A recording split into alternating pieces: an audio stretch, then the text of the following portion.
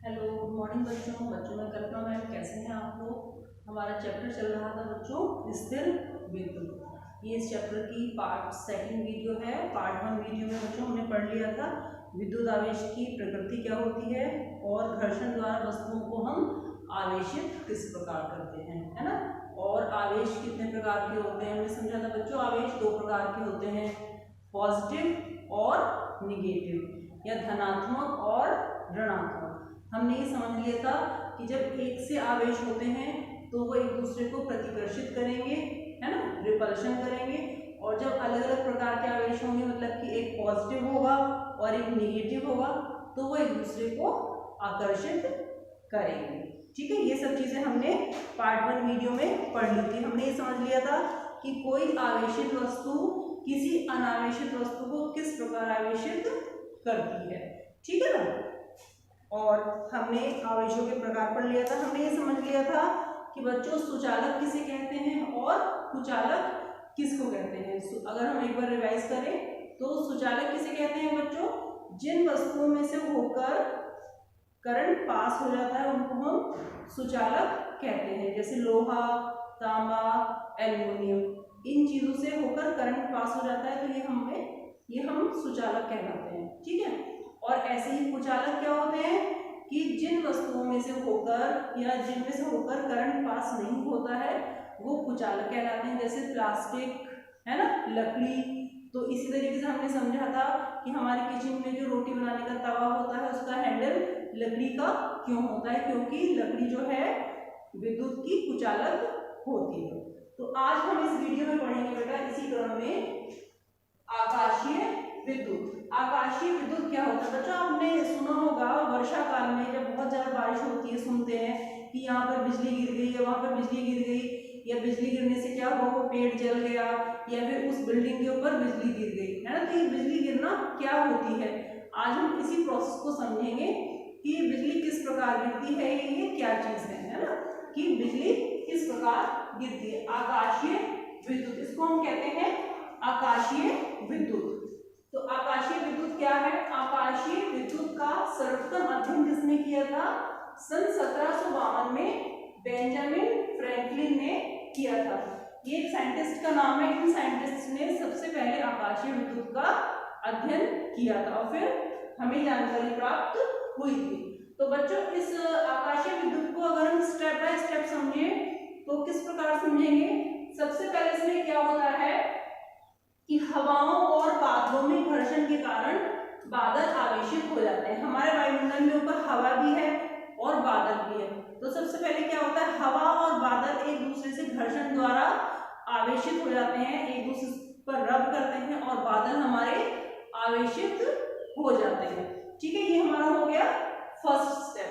Second step हमारा क्या होता है, सामान्य रूप से ऊपरी बादल धनावेशित व नीचे वाले बादल ऋण आवेशित हो जाते हैं। सबसे पहले हवाओं और बादलों में घर्षण हुआ और बादल आवेशित हो गए। फिर उसके बाद क्या होता है कि ऊपर वाले बादल होते हैं, सामान्य रूप से ऊपरी बादल जो है धनावेशित हो जाएंगे और नीचे वाले बादल ऋणावेशित हो जाएंगे। और जो ऊपर बादल होते हैं और नीचे बादल होते हैं, इनके बीच में बच्चों हवा होती है। ठीक है, ये नम हवा, जब ये नम हवा होती है तो ये नम हवा भी बादलों द्वारा आवेशित हो जाती है। ये नम बादल जो है विद्युत के सुचालक हो जाते हैं। बादल नम होते हैं, उनमें पानी होता है, तो ये विद्युत के सुचालक हो जाते हैं। सुचालक हम समझ चुके हैं। सुचालक किसे कहते हैं, जिनमें से होकर करंट पास हो जाता है वो सुचालक कहलाते हैं, है ना। तो ऊपरी बादल और नीचे के बादल के बीच में वायु होती है। यह वायु नम हो जाती है और नम हो जाने से फिर ये वायु भी सुचालक हो जाएगी। सुचालक मतलब कि जिनमें से करंट पास हो जाएगा, जिनमें से करंट पास हो जाता है। ठीक है, तो नेक्स्ट स्टेप क्या है हमारा कि वायु हमारी सुचालक हो जाती है। अब क्या होता है, आवेशित बादलों के मध्य नम वायु में से होकर त्रिवेग से आवेग प्रवाहित होने लगता है। आवेशित बादलों के मध्य में से होकर और जो वायु होती है उनमें से होकर करंट पास होने लगता है और वो करंट जो है पृथ्वी की ओर आने लगता है ना। इस घटना को हम वायु में विद्युत विसर्जन कहते हैं। तो इस घटना को ही हम वायु में विद्युत विसर्जन कहेंगे कि बिजली का चमकना या बिजली का गिरना, है ना। वायु में विद्युत का विसर्जन, किस प्रकार वायु में विद्युत का विसर्जन होता है। और जब ये वायु में विद्युत का विसर्जन होता है तो क्या होता है, आसमान में हमें लगता है ना तिरछी मिर्ची लाइनों के रूप में बिजली चमकती है। तो वो जो तिरछी मिर्ची लाइनों के रूप में बिजली चमकती है वही है वायु में विद्युत का विसर्जन। यह विद्युत विसर्जन ही त्रिप्रकाश की आड़ी टेढ़ी रेखाओं के रूप में चमकता है, ठीक है ना, जिसे बिजली का चमकना कहते हैं।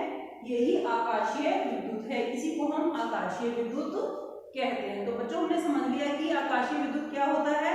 स्टेप बाय स्टेप सबसे पहले क्या होता है कि हवा और बादल मिलकर एक दूसरे से घर्षण द्वारा बादल आवेशित हो जाते हैं, है ना। और ऊपर वाले बादल अलग आवेश के होंगे, नीचे वाले बादल अलग आवेश के होंगे। और इन दोनों बादलों के बीच में हवा भी होती है जो बादलों द्वारा नम हो जाती है। और नम हवा जो है वो फिर सुचालक हो जाएगी। सुचालक हो जाएगी तो उसमें से होकर, और बादल भी सुचालक हो गए नम होने के कारण, तो उनमें से होकर करंट पास होने लगता है।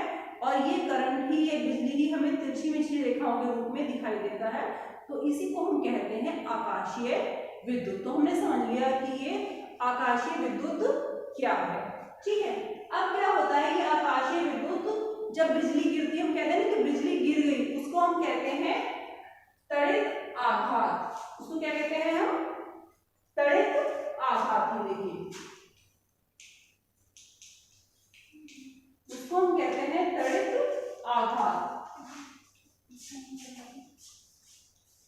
जो बिजली गिरती है उसको हम कहते हैं त्वरित आघात। तो इस त्वरित आघात से हमें लाभ भी होते हैं और हानियां भी होती है।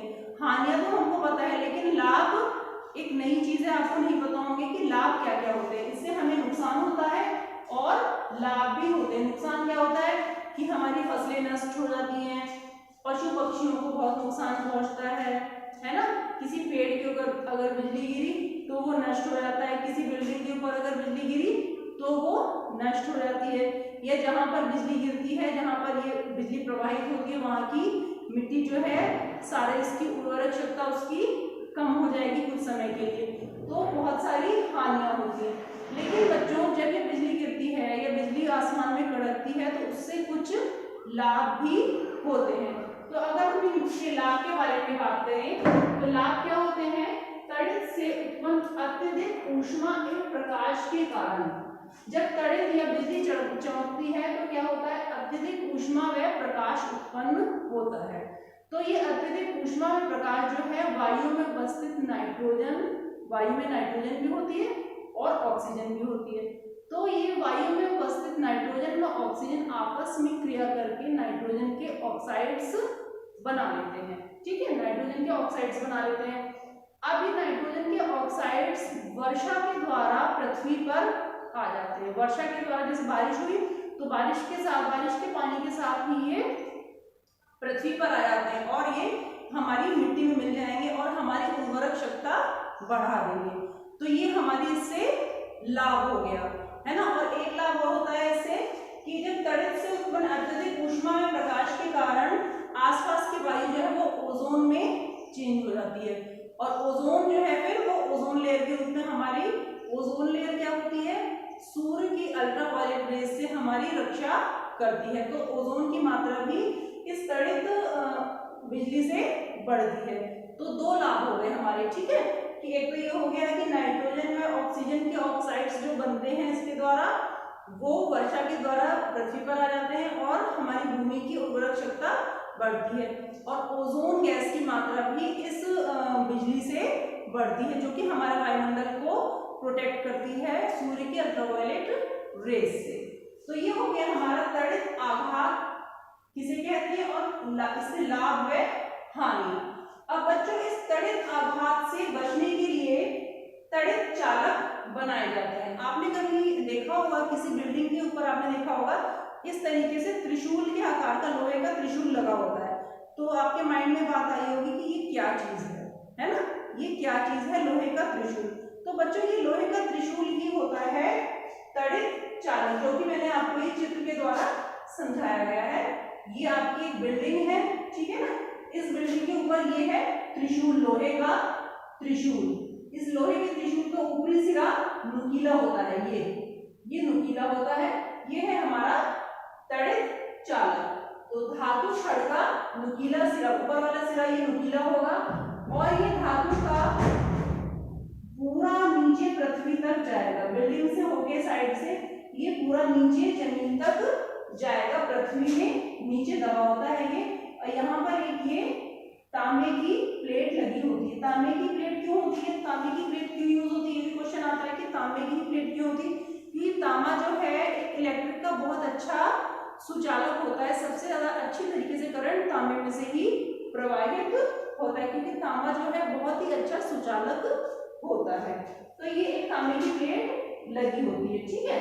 तो ये त्रिशूल जो है ये ऊपर से लेकर साइड से बिल्डिंग से पूरा जमीन के नीचे तक जाएगा इस तरीके से। ये हमारी पृथ्वी हो गई, ये बिल्डिंग है हमारी, है ना।